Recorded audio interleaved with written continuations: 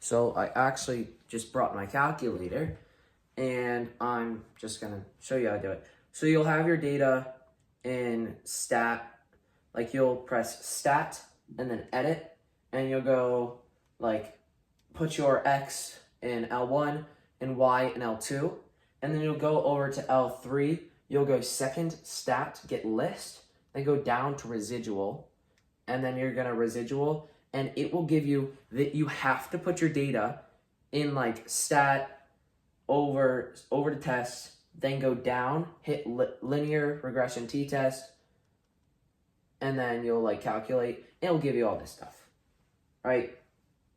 Then that's with L1 and L2.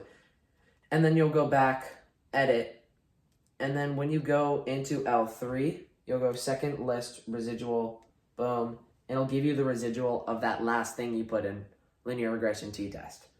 And then when you just plot, you'll just go like, go second, Y1, plot, and you'll go scatter plot, X list, L1, Y list, L3.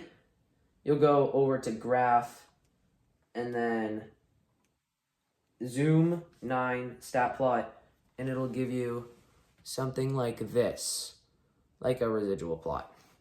Okay, so I hope that could help, and thank you for watching.